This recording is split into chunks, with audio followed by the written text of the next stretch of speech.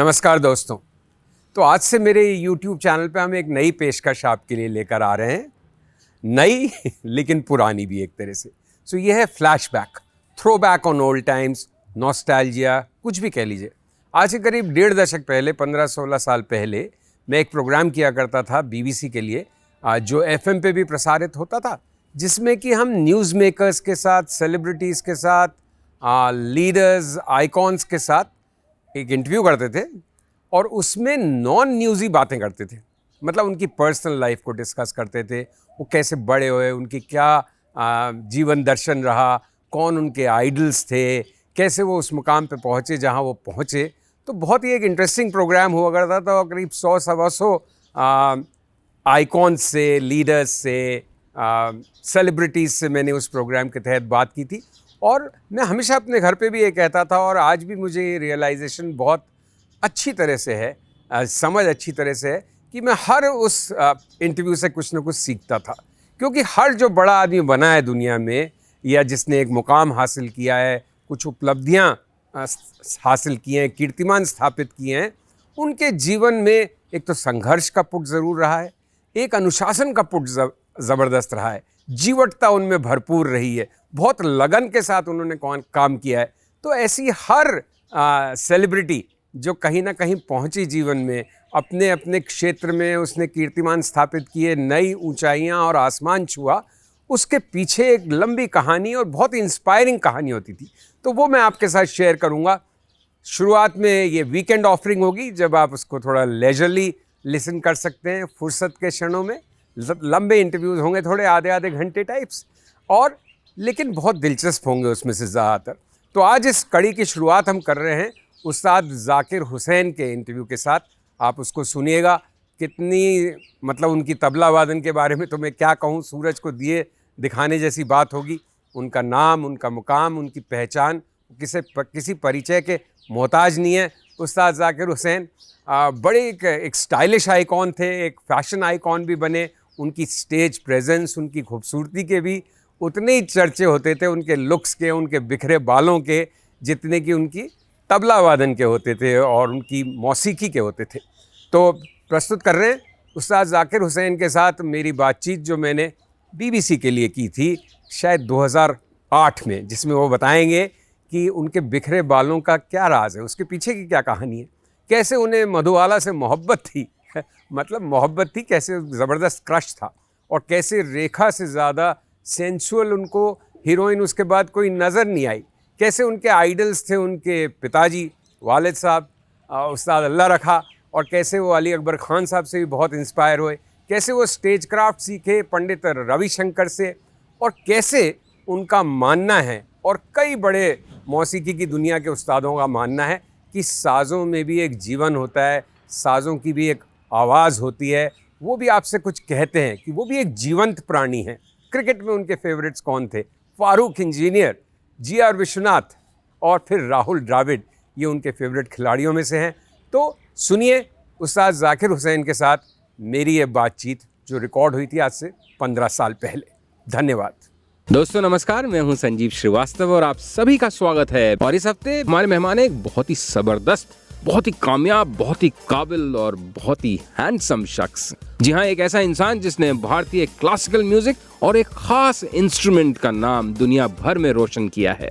जी हाँ, इस हफ्ते हमारे मेहमान हैं the very well known international Maestro and great tabla वादक ज़ाकिर हुसैन। सबसे पहले तो ज़ाकिर हुसैन साहब, बहुत मुबारक हो फॉर दिस न्यू ग्रैमी। बहुत बहुत शुक्रिया आपका। आपको 17 साल पहले भी? जी हाँ, वो हुआ था प्लैनेट ड्रम के लिए, सेम ग्रुप। हाँ, सेम ग्रुप।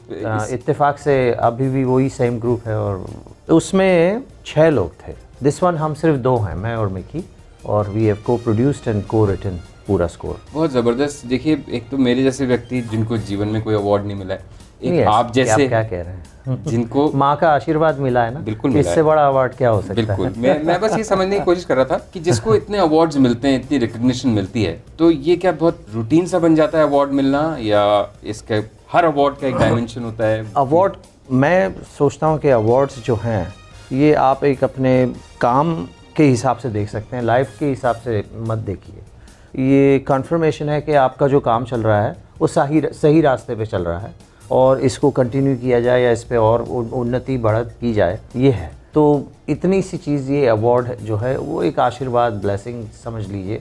अब जैसे अपना ग्रैमी वगैरह है, ये जो इसके जो मेंबर्स जो हैं वो सारे आर्टिस्ट लोग हैं, तो वो ही वोट करते हैं। तो अगर आर्टिस्ट एक आर्टिस्ट को वोट देता है तो उसकी कोई कीमत होती है, उसकी एक वैल्यू है, लेकिन उस वैल्यू को आप अवार्ड के तौर पे ना देखें, आशीर्वाद के तौर पे, ब्लेसिंग्स की तरह देखें। मेरे हिसाब से अब जैसे ये 17 साल बाद ये जो अवार्ड ग्रैमी जो मिला है, इसका मतलब ये है कि हम लोग आजकल का जो ज़माना है, आजकल का जो नए तरीके का संगीत जो भी है चल रहा है, हम पीछे नहीं रह गए, हम उनके साथ ही साथ चल रहे हैं। वरना इस उम्र में तो वो लाइफ टाइम अचीवमेंट अवार्ड्स वगैरह मिलने लगते हैं, डॉक्टरेट PhDs वगैरह देने लगते हैं लोग, और ये जो कंपेटिटिव अवार्ड्स हैं इसमें आप रह जाते हैं। लेकिन हम लोगों को ऐसा लग रहा है कि आजकल का जो संगीत है उसके हिसाब से भी हमारा जो प्रोग्रेस है चल रहा है। मैं आपकी उम्र की भी बात करूंगा कि कैसे आपको छू के नहीं गई है, जैसे ऐसा लगता है। लेकिन उससे पहले जो काफ़ी मेरे फहरिस्त सवालों में नीचे था ये सवाल, लेकिन क्योंकि आपने बात छेड़ी कि इतने 17 साल बाद भी दोबारा अवार्ड मिला है, कि कहीं समय के साथ चलने की एक रीअफर्मेशन सी लगती है आपको उस अवार्ड के जरिए जी। तो वही एक बात बहुत लोगों के मन में रहती है कि आप, ऐसा नहीं है कि एक अनूठे अकेले उदाहरण है, लेकिन कुछ जो उदाहरण है कि एक ट्रेडिशन, परंपरा और मॉडर्निटी का बहुत अच्छा संगम, तो वो कैसे मैनेज होता है? मतलब कैसे, क्योंकि एक परंपरा से सीखें और उसको आगे बढ़ाए जा रहे हैं समय के साथ, कदम दर कदम। क्या होता है कि कुछ जनरेशन एक ऐसे टाइम पे पैदा होती हैं जब किसी तरीके से एक खोज या एक विंडो, खिड़की खुली है, और उस खिड़की से आपको जो नज़ारा नज़र आ रहा है और जो सीख आपको मिल रही है वो उस हिसाब से परफेक्ट है जो आपके लिए ज़रूरी है आगे बढ़ने के लिए। और आगे भी बढ़ने के लिए आपका माइंड सेट ऐसा हो कि हर तरीके की चीज़, हर तरीके का संगीत हो, रहन सहन हो, वो आपकी समझ में आ जाए। तो मैं ये कहना चाह रहा हूँ कि मैं एक ऐसे टाइम पे पैदा हुआ कि जिसमें मुझे कम उम्र में मुझे एक एक्सपोजर मिला लोगों के साथ गाने बजाने का, बड़े लोगों के साथ, गुरुजनों के साथ। तो उससे जो एक नींव जो है बेसिक ट्रेनिंग की, वो एक अच्छी तरह से सेट हो गई। तो जब वो सेट हो गई और मैं जब बाहर निकला अपने प्रोफेशन में, तो मैं यंग भी था, ओपन माइंडेड भी था, यंग होने के हिसाब से एजुकेटेड भी था, और बम्बई में था।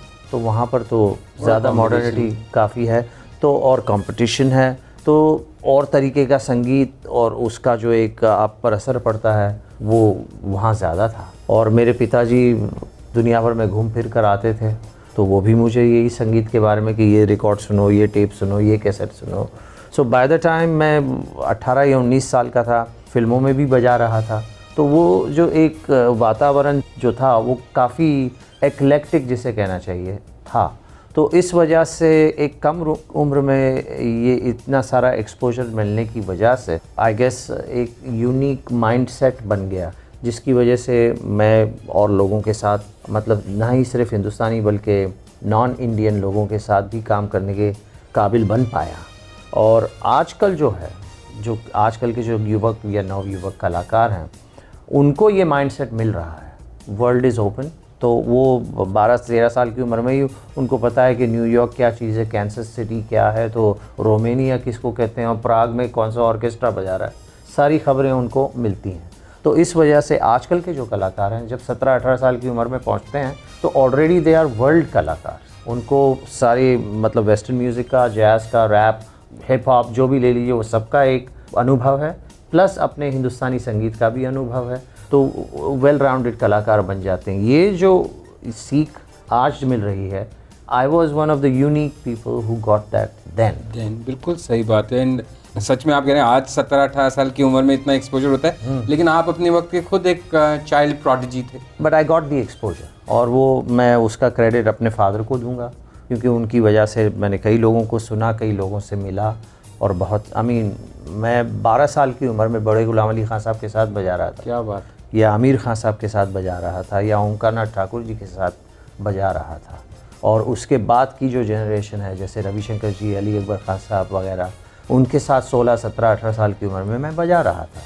तो इतनी जनरेशन के साथ बजाकर उसके बाद में उनकी नेक्स्ट जनरेशन, जैसे शिव कुमार जी, हरि प्रसाद जी, अमजद भाई वगैरह, इनके साथ और अब शाहिद परवेज़, बुधादित्य मुखर्जी, राहुल शर्मा, अमान अयान, ये सभी लोग, तो I M played with 4 different cutting across generations. लेकिन मैं यही देख रहा हूँ कि ये जो एक्सपीरियंस मुझे यंग एज में मिला है, उससे इतना एक बेस बन गया कि फिल्मों में बजाने के साथ साथ वेस्टर्न म्यूज़िक में बजाने के चांसेस भी मिले। उन सब को लेकर एक अच्छा सा कॉकटेल, क्या कहते हैं, रोगन जोश ऐसा बना के आई was one of the unique people who got that education at that time. और इतनी यंग उम्र में इतने स्टालवर्ड्स या बड़े नाम के साथ काम करने का मौका, एक उसमें इंटरेस्टिंग एस्पेक्ट शायद ये भी होता होगा कि आप इतने छोटे थे कि शायद आप ऑड भी नहीं होते होंगे उस तरह से। नहीं, मुझे पता ही नहीं था कि मैं किस जगह बैठा हुआ हूँ। जब मेरा पहला प्रोफेशनल प्रोग्राम हुआ है 12 साल की उम्र में, वो था accompanying Ustad Ali Akbar Khan sahab, one of the greatest instrumentalist of our time. लेकिन मैं 10 साल के बाद जब मैं उनके साथ बजा रहा था, तो मैं उस टाइम का सोच रहा था कि मेरा दिमाग ख़राब हुआ था क्या, कि मैं ऐसे इंसान के साथ, ऐसे कलाकार के 10 साथ साल पहले बजा रहा था और मुझे आइडिया नहीं कि मैं कौन सी दुनिया में बैठा हुआ हूँ। सही बात। उस ओकेजन का जो इम्पोर्टेंस है वो मेरी समझ से बाहर था उस वक्त, और शायद इसी वजह से मैं नर्वस नहीं था। सही बात है। वो आपकी इनोसेंस की ब्यूटी थी कि आप बजा पा रहे थे शायद एक लेवल पे। उनकी और उनका बड़प्पन तो था, उनका बड़प्पन था जो मुझे बजवा रहे थे। और आपके फादर उस्ताद अल्लाह रखा साहब, जो अपने आप में एक इंस्टीट्यूशन ज़बरदस्त थे, क्या उन्हीं से आपको तबला बजाने का सबसे ज़्यादा मन किया उस वजह से, या असर जो भी है मेरे दिमाग पर, या जो भी सीख मुझे मिली है, उन्हीं से मिली है। He was the source. वैसे एक बार जब उन्होंने मुझे बेसिक तालीम जो देनी थी वो दे दी, कहाँ हाथ रखना है, कैसे उसका पोजीशन होगा, और जब बोल साथ में बजेंगे तो उनका बैलेंस कैसे बनेगा, वो सब सारी चीज़ें, तालीम, ये घराने की ये चीज़ें हैं, वो चीज़ है, इसको ऐसे बजाते हैं, उसको, ये सारा। उसके बाद जब मैं बजाने लगा और हिंदुस्तान में अलग अलग जगहों पर, तो और भी तबला वादकों को सुना। तो जब सुना और घर आके जो सुना था और इंस्पायर जो उनसे हुआ था, उसको जब मैंने उसका थोड़ा सा एक असर या एक नक्शा अपने बजाने में ढालने की कोशिश की, तो उन्होंने मुझे रोका नहीं। उन्होंने ये नहीं कहा कि ये मत कर, ये हमारे घराने की चीज़ नहीं है। उन्होंने यही कोशिश की कि मैं दूसरे लोगों का जो अच्छा बाज है उसका भी थोड़ा सा आनंद लूं और उसको सीखूं और अपने तबले में उसको ढालूं। पता नहीं या उनकी मॉडर्न सोच थी या क्या था, या किस टाइप के गुरु थे वो, कि जो उन्होंने मुझे वो ब्लिंकर्स नहीं पहनाए जो घोड़ों को पहना दिए जाते हैं ताकि वो सीधे ही दौड़ते रहें। तबले को आपने जो एक अपने जो एक ऊंफ दिया या एक सेक्स अपील दी साथ साथ, अपार्ट फ्रॉम कि उसका जबरदस्त उसका बजाना तबला वादक नहीं, आप सही कह रहे हैं। मैंने बहुत सारे, कोई डेलिबरेट नहीं, बस बहुत सारे सैक्सोफोन प्लेयर के साथ बजाना हुआ है। देखिए, जब हम मंच पर चढ़ते हैं तो हम ये नहीं सोच के चढ़ते हैं कि हमने अपने बाल ऐसे बनाने हैं या अपने कपड़े ऐसे पहनने हैं या ऐसा कुछ लाइट्स देनी है कि ऐसा वैसा नज़र आए। ये बात तो है नहीं, उस ज़माने में ये था भी नहीं। मैं 60s-70s की बात कर रहा हूँ। उस वक्त मीडिया का भी इतना असर नहीं था, लेकिन पता नहीं, जाकिर हुसैन का असर तो तब भी था। नहीं, हुजूर 70s में भी था। आई तो रिमेम्बर क्वाइट क्लियरली, थोड़ा बहुत काफ़ी। लेकिन ये मैं बता दूं आपको कि 20 या 25 साल मेहनत करनी पड़ी, तब जाके उसके बाद जाके कहीं एक स्टेटस बनने लगा। लेकिन उससे पहले तो यही था कि 3rd क्लास ट्रेन में जाते थे, 2-2 3-3 दिन बम्बई से पटना जा रहे हैं, बनारस जा रहे हैं, कलकत्ते जा रहे हैं बजाने के लिए। कभी कभी सीट भी नहीं होती थी, जनरल क्लास, तो ज़मीन पर सीट के पास न्यूज़पेपर बिछा के उस पर बैठते थे। और फादर का ये हुक्म था कि तबले को किसी का पैर नहीं लगना चाहिए, ये सरस्वती है। तो 2 दिन तक गोद में ही रखा हुआ है तबले का केस, ऐसा होता था। तो वो ज़माना भी हमने देखा हुआ है। लेकिन ये है कि ये जो उम्फ और सेक्स की जो बात कर रहे हैं आप, मुझे ऐसा लगता है कि मैं जब अमेरिका चला गया था और जब वहाँ से वापस आया, तो शायद हैविंग वो कनेक्शन जो अली अकबर खान साहब के साथ 10-11 साल तक मेरा रहा, जिसमें मैं उनके साथ टूर किया, प्रोग्राम्स किया वगैरह वगैरह, तो एक सेंस ऑफ कॉन्फिडेंस जो होता है कि सब वर्ल्ड घूम के आ गए, अब मतलब लोगों ने सुना है, तारीफ़ की है और सराहा है, तो वो एक कॉन्फिडेंस जो था वो आया। बट एक चीज़ और मैंने सीखी हिंदुस्तान से बाहर रह के, और वो ये कि स्टेज पर बैठकर ये ज़रूरी नहीं है कि मुझे तालियां लोगों से बजवानी है। ज़रूरी ये है कि मुझे अपने गाने बजाने का मज़ा लेना है स्वयं को। अगर मुझे आनंद मिल रहा है और वो आनंद बिल्कुल मतलब हो रहा है, हाँ, और वो लोगों को नज़र आ रहा है तो उनको भी आनंद मिलेगा। शायद इसको लोग उम्फ या सेक्स अपील समझते हों, क्योंकि मैं तो मज़ा ले रहा हूँ मज़े म्यूज़िक का, और मैं अपने आप को रोक नहीं रहा उस मज़ा लेने को, और वो उसको मैं प्रकट कर रहा हूँ, वो सामने आ रहा है, लोगों को दिख रहा है। तो that is something that was different about me. बाकी कलाकार ऐसे थे जो बैठ के सीरियसली बजा रहे हैं और सीरियसली फोकस कर रहे हैं, और मेरा अप्रोच तो ये था कि मैं लोगों को देख रहा हूँ, मुस्कुरा रहा हूँ, हंस रहा हूँ, मज़े ले, मुझे कोई चीज़ अच्छी लग रही है तो उसको अप्रिशिएट कर रहा हूँ। तो मेरे ख्याल से ये जो है, इस चीज़ को लोगों ने शायद पसंद किया, देखा, समझा, क्योंकि if you surrender yourself totally to something and it's visible to everybody, that has a certain amount of appeal. हो सकता है इसमें कोई बात हो, सेक्स अपील हो या मेरे ऑफिस की फिर फिल्मों में काम किया, टेलीविज़न एड्स बनाए, तो ये सब जो हुआ तो it gave me more multi dimensional appeal, and maybe that's what made me different than other musicians. एक तो जो टेलीविजन एड्स से हमेशा सबसे पहले ध्यान आएगा वाह ताज। इतना एसोसिएटेड हो गई है कोई ब्रांड आपके साथ, क्या किया जाए, अभी भी आता है शायद वो, मेरा नाम ही बदल गया, लोग मुझे देख के कहते हैं वो देखो वाह ताज जा रहा है।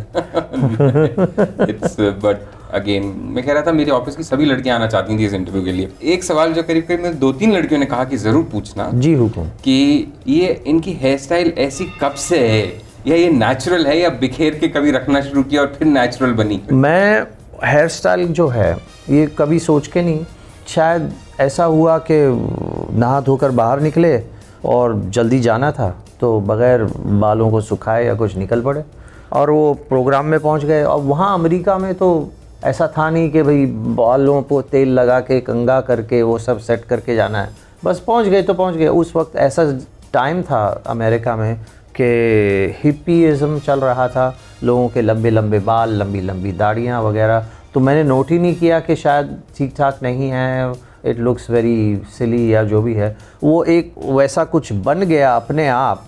और मैं जब इंडिया आया तो नेचुरली वो एक हैबिट सा बन गया था, उस वक्त भी ध्यान नहीं दिया, तो I don't know how it all happen, लेकिन वो अपने आप ही एक जो बालों का जो हिसाब है वो बन गया। उसके अब मैं फिर सोचा कि मैं इसको इसको चेंज करूं तो बेटर है, क्योंकि उसके 1-2-3 साल के बाद में मेरा कॉन्ट्रैक्ट भी हो गया ताज टी के साथ, और उन्होंने कॉन्ट्रैक्ट में क्लॉज भी डाल दिया कि आप बाल काट नहीं सकते। क्या बात है। क्योंकि उन्होंने कुछ वो सर्वे लेते हैं ना, तो सर्वे में जब उन्होंने लोगों को पूछा कि आपको क्या पसंद है, तो बहुत से लोगों ने कहा कि हमको उनके बाल बड़े अच्छे लगते हैं जब वो बजाते हैं और वो कुछ होता है, तो वो क्लॉज आ गया कि आप इसको काट नहीं सकते, तो फिर वो एक मतलब बन ही गया। और फिर अब कौन बाल धोए, तेल लगाए, उनको काटे, उनको ब्रश करे, स्पेशली जब ऐसे ही सबको इतने अच्छे लगते हैं, तो मैं छोड़ ही देता हूँ कि मैंने फिर सोचा ही नहीं। लेकिन इतनी ज़बरदस्त जो अडलेशन होती है खासकर लड़कियों की, तो वो कितना बड़ा डिस्ट्रैक्शन बनती है? डिस्ट्रैक्शन तो अपने ऊपर है, आप जितना चाहें उसको होने दें। मेरा फोकस बचपने से म्यूज़िक में रहा है और मेरी हमेशा ये कोशिश रही है कि मेरा काम जो है, जब मैं मंच पर जा रहा हूँ बजाने के लिए, उसमें कोई बाधा ना पड़े, तो वो काम का फोकस तो मेरा रहेगा ही। और डिस्ट्रैक्शन का जो क्योंकि मंच से उतरते भी तो हैं, मंच से उतरते भी हैं, लेकिन उसमें भी एक चीज़ है कि अब जैसे मैं यहाँ बैठा हूँ आपके साथ बातचीत कर रहा हूँ, लेकिन मुझे फ़िक्र ये है कि आज शाम को प्रोग्राम भी है, तो मुझे थोड़ा सा रेस्ट करना होगा, तबले को देखना होगा, उसको साफ़ सफाई करनी होगी, पाउडर बहुत जम गया है वो निकालना होगा, तो ये सारी चीज़ें भी ध्यान में हैं। तो ये जो एक नियम जो बन गया है, उसको अगर आप फॉलो ना करें तो शाम को कार्यक्रम में कुछ गड़बड़ हो सकता है। अब मेरा एक सिस्टम है प्रोग्राम के लिए तैयार होने का, मैं अपना फोकस रखता हूँ, अपने कपड़े खुद इस्त्री करता हूँ। अरे वाह। हाँ, वो सब वो एक प्रेपरेशन है प्रोग्राम की तरफ जाने का, तो अगर वो मैं काम खुद कर रहा हूँ तो मेरा फोकस उस तरफ है ऑटोमेटिकली। तो क्या इसका, जैसे आपने एक पहलू बताया प्रिपरेशन का, जो कि मुझे बहुत रिमार्केबल बात लगी, अपने कपड़े इस्त्री करने हैं, तो और क्या क्या उसका हिस्सा होती हैं और वो कितनी देर की प्रिपरेशन होती है? पहले तो रियाज की बात है, तबले को खोल कर देखना है, उसके साथ बातचीत करनी है, कैसे हैं आप, आज क्या हाल चाल है, ठीक ठाक है, आपको क्या तकलीफ़ है, वो सब चेक करके, अच्छा यहाँ आपका आवाज़ ठीक नहीं आ रही है तो इधर से मैं ज़रा थोड़ा सा साफ़ कर लूँ और उसको थोड़ा खींच कर टाइट कर लूँ कि वो जो उसका जो टोन है वो बना रहे। तो ये सारे जो डिस्कशन इंस्ट्रूमेंट के साथ है ये होते हैं। फिर थोड़ा सा रियाज़ होता है, तो मतलब गुरुजनों के साथ बातचीत, ये सीखा वो सीखा, उसका थोड़ा सा बजाया, अच्छा आज देखते हैं इसको अगर मैं इंट्रोड्यूस कर सकता हूँ कि नहीं कार्यक्रम में, वो है। अच्छा अब तीसरी चीज़ क्या है, अच्छा कपड़े वगैरह देखो तो वो निकाले, अच्छा ये पहनेंगे तो इसको इस्त्री करो। तो ये प्रेपरेशन। अब जैसे कोई डांसर है तो वो अपना मेकअप करेंगे, अपने कॉस्ट्यूम को ठीक करेंगे, उसको पहनेंगे। तो जो 2-3 घंटे प्रोग्राम से पहले 4 घंटे जो ये प्रेपरेशन चलती है वो आपको कार्यक्रम के लिए तैयार करती है और आपका फोकस बना देती है कि आपका मूड उस टाइप का बन जाए कि आज प्रोग्राम। तो ये जो डिस्ट्रैक्शंस जो हैं ये दरवाजे के बाहर तक ठीक है, लेकिन जब मैं अपने घर में हूँ ये सब मैंने शुरू से ही देखा है कि मेरे प्रोफेशन में ये सारी तकलीफ़ें जमा ना हो, तो I try to avoid that. और रहा दोस्ती, लोगों से मिलना जुलना, वो तो है। और लेकिन मेरे साथ ये हुआ कि मैं कम उम्र में पूरे वर्ल्ड में घूमने फिरने लगा, तो वो जो एक चीज़ होती है ना कि कोई चीज़ अगर आपके पास नहीं है तो उसकी आपको आशा होती मिले, उसकी ज़्यादा क्रेविंग होती है। हाँ, लेकिन जब सब आपके आसपास नज़र आ रहा है, मिल रहा है, तो फिर वो आपको ये नहीं लगता है कि भाई अच्छा आज नहीं तो कल ठीक है, कोई प्रॉब्लम नहीं। तो ये मेरे साथ पहले से ही रहा है कि इसकी कोई चिंता नहीं है, दोस्ताना लोगों के साथ सबके साथ है, तो डिस्ट्रैक्शन नहीं है। जैसे आपने तबले से बात करना, एंगेज करने की बात करी, लाइक जैसे लोग अपने घोड़े से बात करने की सोचते हैं या उस तरह से, जैसे लिविंग बीइंग। हाँ, सच में ऐसी फीलिंग होती है? बिल्कुल होती है। मुझे तो ये पूरी तरह से ये मेरे दिल में बात है कि हर साज में एक स्पिरिट होता है। अब जैसे एक बार बचपने में ही, और ये बचपने में मेरे साथ हुई, मैं पंडित किशन महाराज जी का प्रोग्राम सुनने गया। तो हम ग्रीन रूम में बैठे हुए बच्चे हम लोग सब उनको देख रहे हैं, वो अपना साज मिला रहे हैं, चाय पी रहे हैं वगैरह वगैरह। स्टेज पे जाने लगे तो मैंने कहा महाराज जी गुड लक, ऐसे ही मतलब मुंह से निकल गया। वो बोले हाँ देखे बेटा आज सास क्या कहना चाहता है, ये उन्होंने कहा। उस वक्त मेरे दिमाग में ये बात ठीक से बैठी नहीं, लेकिन बाद में मैं सोचने लगा कि उन्होंने ये कहा कि देखें साज आज क्या कहना चाहता है। वो क्या मतलब यही कि आज इंस्ट्रूमेंट उसकी भी ज़बान है, उसमें भी कोई एक आत्मा है जो बोलेगी, और वो अगर नहीं बोलेगी तो मैं कुछ भी कर लूँ कुछ नहीं होने वाला। हर इंस्ट्रूमेंट में एक स्पिरिट है। हम तो मानते हैं सरस्वती का ये वरदान है संगीत जो हम पे है, शिवा का डमरू है या गणेश का पखावज है या कृष्णा की बांसुरी वेणु है, ये सब का एक जो आशीर्वाद जो हिंदुस्तान पे है वो है संगीत कल्चर। तो नेचुरली उसमें स्पिरिट तो होगा ही। एक बात बताइए जाकिर हुसैन साहब, ये म्यूजिक की भाषा जी इतनी सेक्युलर कैसे है? बाकी क्यों नहीं है कोई भाषा इतनी सेक्युलर? क्योंकि ये सबसे प्योर चीज़ है। नाद ब्रह्म, साउंड इज़ गॉड। अगर आप उसको देखकर चलते हैं तो साउंड इज़ गॉड। वो ये नहीं कह रहा कि साउंड इज़ कृष्णा, ये साउंड इज़ अल्लाह, या sound is Jesus, sound is God. अब एक इंटरव्यू उस्ताद बड़े गुलाम अली खान साहब का है, किसी ने उनसे सवाल किया कि सर आपने ये भजन ये जो भी गाया हरि ओम तत्सत, उनकी बड़ी फेमस एक कॉम्पोजिशन है, उससे आप ये कैसे गा रहे हैं? तो बोले क्यों नहीं, खुदा का नाम है, हम उसको सराह रहे हैं और कोई बात नहीं है। हरि ओम तत्सत उन्होंने उसको वैसे समझा जाना। तो संगीत में जो है ये आनाकानी बिल्कुल नहीं है, पता नहीं किस वजह से, या ये हज़रत अमीर खुसरो ने पता नहीं क्या एक चक्कर चला डाला जिसमें ये हो गया। ये तो पहले से ही मिश्रण, प्रबंध गायकी, ध्रुपद, संस्कृत के श्लोक्स, उनको कव्वाली, सूफ़ी, पर्शियन लैंग्वेज के साथ जब जोड़ा गया, कव्वाली का जो अंदाज़ है, तभी तो ख्याल बना। तो और ओरिजिनल जो है ये सेक्युलर आर्ट फॉर्म है, ये तो शुरू से है। और ये संगीत एक ऐसी प्योर चीज़ है, ऊपर वाले का वरदान है, जिसमें आप चाहे कुछ भी कर लो, कोई तरीके का बाउंड्रीज पैदा होने का सवाल होता ही नहीं है। अब ये अगर दुनिया भर के दूसरे लोग, पॉलिटिशियंस वगैरह समझ लें और एक दूसरे के साथ बातचीत करने के बजाय गाना बजाना करें तो शायद कुछ थोड़े सवाल नॉन म्यूजिक जी कि और क्या पास टाइम, फेवरेट शौक, हॉबीज, हैबिट्स? हाइकिंग, मतलब अमेरिका वगैरह में तो आसान है, मैं जहाँ रहता हूँ वहाँ से पास में ही पहाड़ियाँ हैं, वैसे कोई ट्रेल ढूंढ ली और अपने चल पड़े, बैक पैकर लगा हुआ है। तो ये हाइकिंग मुझे और मेरी बीवी दोनों को पसंद है, तो हम निकल जाते हैं। साथ साथ घूमने फिरने के लिए 2-4-5 घंटे के लिए घूम फिर के, वो है nature lover. Nature lover. I like to read. और पीछे मतलब यार्ड में गार्डन वार्डन है, तो अब वो बीवी ने डांट डपट दिया, तो वो इरिगेशन सिस्टम ठीक करना है, तो वाटरिंग बराबर इवनली होती रहे, वहाँ सब काम तो खुद करना पड़ता है। तो ये सारी चीज़ें हैं जिसको मैं बहुत इन्जॉय करता हूँ। और म्यूज़िक सुनना, और ये भी नहीं कि इंडियन क्लासिकल, मैं फ़ोक म्यूज़िक ज़्यादा सुनता हूँ, और अलग अलग प्रांत का और अलग अलग देश का फ़ोक म्यूज़िक मैं सुनता हूँ, मुझे बड़ा शौक़ है। और वो इस वजह से कि फ़ोक म्यूज़िक ऐसी चीज़ है जिससे आपको उस जगह के, उस प्रांत के लोगों का रहन सहन का अंदाज़ा, उनके लाइफ़स्टाइल के बारे में पता चलता है कि वो क्या है। और फिल्में वगैरह देखने का भी शौक़ रखते हैं? फिल्मों में थिएटर वेटर में गए हुए मुझे करीब मेरे ख्याल से 20 साल हो गए हैं। अब इतना थिएटर में जाना होता है प्रोग्राम बजाने के लिए कि उसके बाद थिएटर में घुसने की इच्छा नहीं होती। और आजकल तो टेलीविज़न पे सब अवेलेबल है, टीवी DVDs अवेलेबल हैं, तो वो है। स्पोर्ट्स देखने का बड़ा शौक़ है, चाहे वो टेनिस हो या क्रिकेट हो या बास्केटबॉल हो, ये सारी चीज़ें देखने का बड़ा शौक़। Basketball is the American connection. जी बिल्कुल, वहाँ से शौक़ ज़्यादा। हाँ, जी। और क्रिकेट में? और क्रिकेट तो ब्रिटिश कनेक्शन है। वो तो भारतीय कनेक्शन है सबसे ज़्यादा। I am sure. क्रिकेटर कौन है आपका फेवरेट? मेरा एक क्रिकेटर फेवरेट रहा है, अगर आप देखें तो मेरे यंग एज में, क्योंकि मैं भी कीपर था स्कूल का, तो फारूक इंजीनियर। जबरदस्त। He was my favorite at that time, and then after that GR Vishwanath, जो कि क्लासिक बैट्समैन मानेंगे आप जिसको। वेंग सरकार, he was a very very risky player. Azhar later on, and then of course Rahul Dravid.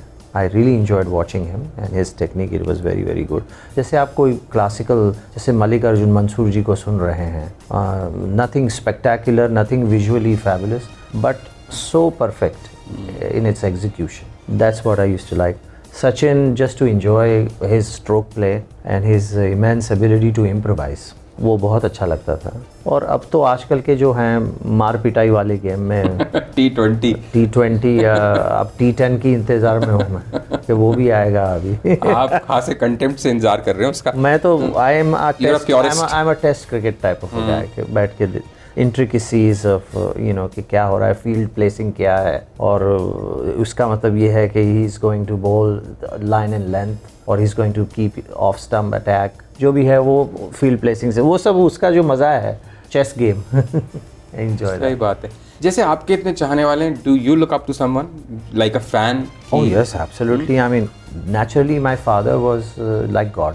उनका तो मतलब हर चीज़ से उनको कंपेयर करना, अच्छा ये ठीक है, लेकिन पिताजी वो अच्छा है, लेकिन पिताजी का एक असर रहा है, वो रहा है रविशंकर जी जैसे लोग हैं जो हमें इतना बड़ा इंस्पिरेशन देते हैं। इनफैक्ट मेरा जो आप कह रहे हैं ना कि उम्फ या सेक्स अपील वगैरह जो आपने बात की, ये एक जो स्टेज क्राफ्ट जिसे कहना चाहिए, ये इसकी सीख तो पंडित रविशंकर जी ने सारे हिंदुस्तानी कलाकारों को दी, क्योंकि 1940s से पहले तो इतना म्यूज़िक स्टेज पे कहाँ बजता था, वो तो नवाबों के महलों में था। तो जब वो इंडिपेंडेंस के बाद स्टेज पर आया, तो जितने क्लासिकल कलाकार थे उनको ये आइडिया नहीं था कि स्टेज पे कैसे म्यूज़िक प्रस्तुत करें ताकि आम जनता को समझ में आए। मेरे ख्याल से उसका जो एक पैकेजिंग जो बनाई गई है, उसमें पंडित रविशंकर जी का सबसे बड़ा हाथ है। तो उनको देखकर, उनको सीखे हम, we follow him, he is an amazing example हम सब के लिए। और रहा इंस्ट्रूमेंट बजाना कैसे है, उससे प्यार कैसे करना है, उसकी म्यूज़िकलिटी को कैसे समझना है, उसका असर जो मुझे अली अकबर खान साहब के साथ रह के देख के मिला, he is another person who I look up to a lot. और आजकल के ज़माने में शिव जी हैं जिनके साथ मेरा बड़ा निजी संबंध है, वो भी जम्मू के हैं, हम भी जम्मू के हैं, पिताजी वहीं के हैं। तो एक जो मेरे बड़े के नाते उनको हम सिर्फ म्यूज़िक नहीं, मतलब लाइफ में भी कि रहन सहन कैसा है, बातचीत कैसी है, वो सारी जो चीज़ें हैं, look up to him a lot about that. He is in that way a very special human being. कभी ऐसा भी हुआ कि नहीं तबले की बजाय में ये बजाना सीखता है या वो बजाना सीखता है, या this was your first considered choice कि मुझे यही इंस्ट्रूमेंट? चॉइस का तो सवाल ही नहीं था, it was umbilical cord connection, वो तो रहा ही है बचपने से। मैं तो ऐसा होता था कि प्रैक्टिस करके जब सोया हूँ तो बिस्तर पे तबला भी साथ ही सोया हुआ है, तो मैंने ये कभी सोचा नहीं या दिमाग में बात ही नहीं आई कि और भी किसी को कुछ बजाया जाए। वैसे मेरे फादर ने मुझे थोड़े दिन पियानो सीखने के लिए भेजा कि पियानो सीख, वेस्टर्न म्यूज़िक का कुछ अंदाज़ा हो जाए। शायद उन्हें ख़बर थी या दिमाग में ऐसा था कि इसको कभी ना कभी इसकी ज़रूरत पड़ेगी। तो ये जो थोड़ा सा पियानो सीखा, थोड़ा सा गिटार बजाया, सितार पे भी थोड़ा सा हाथ चलाया।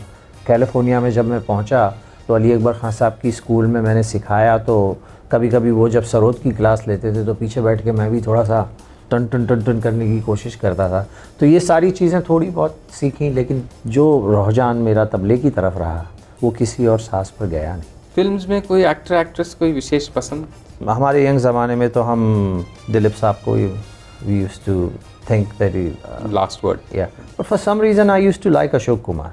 मुझे लगता था कि वो is a very natural actor, मतलब कैरेक्टर ऐसा हो कि लग ही नहीं रहा है कि वो कोई एक्टर एक्टिंग कर रहा है, वो अपने आप नॉर्मल है, मतलब उसमें कोई ड्रामा या शोबदेबाजी नहीं है। अगर वो लॉयर बने हैं तो लॉयर ही हैं, आप भूल गए कि अशोक कुमार हैं। It was that kind of a thing. तो बड़ा अच्छा लगता था वो देख के कि how simple, how straightforward understated जिसे कहना चाहिए। I used to enjoy watching him a lot. मौजूदा क्रॉप में Meena Kumari, I was in love with Madhubala. Yeah, everybody was at one Yes, I time. know, I was one of them. So anyway, so that Nargis, a special character. In present crop, you know, I used to like Govinda. I don't know why. मुझे भी बहुत He पसंद है he looked very comfortable. और हंसाने की एक remarkable ability हाँ, है। लेकिन कंफर्ट क्या है, बहुत सारे एक्टर्स आप कैमरे के सामने देखें तो स्टिफ लगते हैं और वो बड़ी कोशिश में होते हैं कि ऐसे नज़र आएं या ऐसे नज़र आएं या वैसे हो और ऐसे करके बात करें। वैसा नहीं था गोविंदा का, वो बिल्कुल Natural. At ease and very natural. अब वो चाहे लोगों को लगे कि नहीं वो मतलब वो ड्रामेटिक नहीं था या वो नहीं था, वो नहीं, वो ठीक है, लेकिन he looked very comfortable on stage, on in front of the camera. So I used to enjoy that a lot. Amitabh Bachchan I enjoyed tremendously. और आजकल के क्रॉप में आई थिंक आमिर बहुत स्पेशल कैटेगरी का आर्टिस्ट है, वो अपने प्रोजेक्ट चुन चुन के करता है। आपने देखी उनकी कोई हाल की अभी फिल्म वो गजनी या तारे ज़मीं पर? ये या- अभी Taare Zameen Par recently I checked it out, very very nice film. Actress, I am still a Rekha fan. I am still waiting to see that kind of beauty और act. that kind of beauty, that kind of sex appeal, that kind of sensuality that Rekha projected. I have not seen in anyone. आजकल तो मतलब fashion parade ज़्यादा है और उसके बाद में डिस्कोनेस, मतलब डांस। एक बार अभी मैं चेन्नई में था, करीब 8-10 साल पहले की बात है, तो एक प्रोड्यूसर डायरेक्टर प्रोग्राम में आए थे, तो पीछे आए ड्रेसिंग रूम में प्रोग्राम के बाद, बोले sir you must act in my film, you will act in film. I said, but sir, मुझे तो I don't know Tamil. And he said, no problem, but can you dance? ये बहुत ज़रूरी था। आपने फिर क्या कहा? मैंने कहा नहीं, I will not dance, but I'll play tabla. Will that be okay? Yes, it's okay, but dance, please, you must take some lessons. I can arrange. तो ये ज़रूरी हो गया कि आज आपको डांस करना आता है कि नहीं। तो अब I see actors like talented great actor, fabulous actors like जैसे शाहरुख हैं, आमिर हैं, and you know that they can act really well, but they are spending 70% of their time and energy in trying to develop six packs and muscles and dance steps, so that that's what's necessary these days. Acting has become secondary. आपका सच में कभी acting का मन करता है? Because you have a presence. I acted in movies. I Heat looked, and Dust? Heat and Dust and SARS, and I did couple of television serials appearances in America. And I saw myself, I gave myself plenty of chances, and I came to the conclusion that I'm a much better tabla player than an actor. So I'd better give my fans what I do best. इतनी भगवान ऊपर वाला life has been nice, मेहरबान। Absolutely. क्या कोई सच में कोई aspiration, कोई बड़ा मन, कोई एक चीज़ और करने का, कोई और, not in terms of achievements, जिंदगी के साथ कुछ और करने? I did not really get a good chance. I mean, India में बड़े हुए, बॉम्बे में पले बढ़े, तो नेचुरली वो एक जो ड्रीम लाइक वर्ल्ड जो है जिसे हम बॉलीवुड कहते हैं, मेरी हमेशा से इच्छा रही थी कि कोई ऐसा कुछ बने कि मैं वहाँ म्यूज़िक कंपोज करूँ। और एक आध बार चांसेस आए, लेकिन मेरी ट्रैवल की वजह से वो नहीं हो पाया। हाँ होके, सिटिंग्स होके, म्यूज़िक ओके होके, जब रिकॉर्डिंग का टाइम आया तो कैंसिल हो गई या आगे बढ़ गई, और जब नेक्स्ट रेडी हुए कि अब करेंगे, आई वॉज बिज़ी, तो नहीं बन पाया। देखिए मेरी हमेशा ख्वाहिश रही है कि उस क्षेत्र में थोड़ा सा काम मैं करूं, वो इतना नहीं हुआ। एक फिल्म वो सास थी जिसका मैंने म्यूज़िक दिया, लेकिन उसमें भी 3-4 गाने मेरे थे, बाकी दूसरे कंपोजर्स के थे, क्योंकि आई वॉज बिज़ी। तो ये सिचुएशन आती, तो एस्पिरेशंस रहा है कि ऐसा कुछ हो, लेकिन हुआ नहीं, क्योंकि मेरे फादर ने बहुत किया है। उन्होंने करीब 40 फिल्मों में म्यूज़िक दिया एज AR कुरैशी, और कुछ फिल्मों में उन्होंने गाने भी गाए। उन्होंने पृथ्वीराज कपूर का प्लेबैक किया, my father, and he acted as a side hero in one film. क्या बात है। जाकिर हुसैन साहब को अगर मैं रिक्वेस्ट करूं कि वो प्लीज़ अगर 2 सेंटेंसेस में एक खुद को डिफाइन करें हमारे सुनने वालों के लिए, how would you? I would call myself a student. That is very modest. No, but that's a fact. आप रोज़ सवेरे उठते हैं और तैयार होकर घर से निकलते हैं, आपको उस दिन कुछ ना कुछ एक नई चीज़ सीखने को मिलती है, ये फैक्ट है। मेरे फादर ने हमेशा मुझसे कहा कि बेटा उस्ताद बनने की कोशिश नहीं करना, अच्छे शागिर्द बनो, बहुत कुछ सीखोगे। ये उनकी एक ताकीद जो मुझे है, and I have learn to understand that to be a fact, it's a profound statement. तो I think of myself as a student. There's always something new that I will learn. Every day I am convinced of that. इतनी modesty आसानी से आ जाती है Modesty Zakir नहीं हुसैन है. साहब। I'm not trying to be modest. It's real. It's a fact. आप अपने बारे में सोचिए, आपको भी यही लगेगा नहीं, मुझे तो मालूम ही है कि मैं ये मुझे घर से बहुत- निकल रहा हूँ तो मुझे आज कुछ ना कुछ अलग देखने को या सीखने को जो भी है मिलने वाला है, ये फैक्ट है। मैं तो बहुत ऑनेस्टली कह रहा हूँ, मुझे तो हर एक मुलाकात के एपिसोड से बहुत चीज़ सीखने को मिलता है। Exactly my point. किसी भी म्यूजिशियंस के साथ में बजाऊं, कुछ ना कुछ अलग सीखने को मिलता है। एक नए शिष्य को, चाहे बच्चा हो, सिखाऊं, उसमें भी कुछ सीखने को मिलता है। जिस अंदाज से उसने समझा जो मैंने कहा, वो मुझे समझ में आ रहा है कि मैं ऐसे भी इसको कह सकता हूँ किसी और को समझाने के लिए। तो ये जो है, ये life is one big learning lesson journey. मैं स्टूडेंट हूँ, मुझे मंजिल पे नहीं पहुँचना है, मुझे उसकी कोई ज़रूरत नहीं है। मुझे अपनी जर्नी जो है उसका आनंद लेना है, उसमें जो भी मुझे सीखने को मिले वो है। So life is not about reaching a goal, life is about enjoying the journey.